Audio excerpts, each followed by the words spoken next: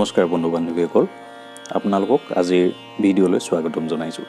আজিৰ ভিডিঅ'ত আমি আগবঢ়াব বিচাৰিছোঁ 2024 বৰ্ষৰ কৰ্কট ৰাশিফল। 2024 বৰ্ষৰ কৰ্কট ৰাশিফল অনুসৰি বৰ্ষটোৰ আৰম্ভণিতে দেৱগুৰু বৃহস্পতি দশম গৃহত বিৰাজমান হৈ কেৰিয়াৰ আৰু পৰিয়ালৰ মাজত সন্তুলন স্থাপিত কৰাত আপোনাক সহায় কৰিব। 1 মে'ৰ পিছত বৃহস্পতি আপোনাৰ একাদশ গৃহত প্ৰৱেশ কৰি আপোনাৰ উপাৰ্জনৰ পথ বৃদ্ধি কৰিব। ধৰ্মীয় কাৰ্যকলাপৰ প্ৰতি আপোনাৰ আগ্ৰহ বৃদ্ধি পাব। ৰাহু গোটেই বৰ্ষটো আপোনাৰ নৱম গৃহত স্থিত হ'ব, যাৰ ফলত আপুনি তীৰ্থস্থান দৰ্শন কৰাৰ আৰু বিশেষ নদীত স্নান কৰাৰ সুযোগ লাভ কৰিব। এই বৰ্ষটোত দীৰ্ঘযাত্ৰাৰ যোগ আছে। বৰ্ষটোৰ আৰম্ভণিতে শুক্ৰ আৰু বুধ পঞ্চম গৃহত বিৰাজমান হ'ব। ইয়াৰ ফলস্বৰূপে এই সময়খিনিত প্ৰেম আৰু আৰ্থিক দিশৰ পৰা অনুকূল হ'ব।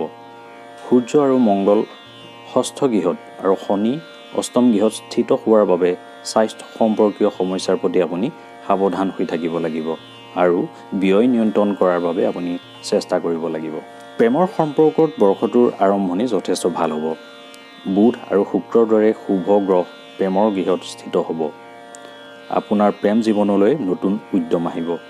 ৰোমান্টিকতা বৃদ্ধিৰ ফলস্বৰূপে আপোনালোকৰ সম্পৰ্ক শক্তিশালী হৈ উঠিব। এই বৰ্ষত আপোনালোকে পৰস্পৰৰ সৈতে বিবাহপাশত আবদ্ধ হোৱাৰ কথা ভাবিব পাৰে। কেৰিয়াৰ ক্ষেত্ৰত বছৰটোৰ আৰম্ভণি অনুকূল হ'ব। শনিয়ে অষ্টম গৃহৰ পৰা দশম গৃহত দৃষ্টি পেলাব, যাৰ ফলত আপোনাৰ কামৰ বোজা বৃদ্ধি হোৱাৰ লগতে আপুনি যথেষ্ট কষ্ট কৰি আৰু চাকৰিত আপোনাৰ স্থিতি মজবুত কৰিব। আকস্মিকভাৱে আপুনি কোনো ভাল পদ অৰ্থাৎ পদোন্নতি লাভ কৰিব পাৰে। 1 মে'ত বৃহস্পতিয়ে একাদশ গৃহত প্ৰৱেশ কৰাৰ ফলত জ্যেষ্ঠ বিষয়াসকলৰ সৈতে ভাল সম্পৰ্ক স্থাপন হ'ব, যাৰ ফলত আপুনি চাকৰিৰ ক্ষেত্ৰত লাভান্বিত হ'ব। বৰ্ষটোৰ আৰম্ভণি শিক্ষাৰ্থীসকলৰ বাবে লাভজনক হ'ব। বুধ আৰু শুক্ৰৰ প্ৰভাৱ তথা দ্বিতীয় আৰু চতুৰ্থ গৃহত দেৱগুৰু বৃহস্পতিৰ বিশেষ দৃষ্টিৰ প্ৰভাৱৰ ফলস্বৰূপে শিক্ষাৰ ক্ষেত্ৰত ভাল প্ৰদৰ্শন কৰাত আপুনি সফল হ'ব।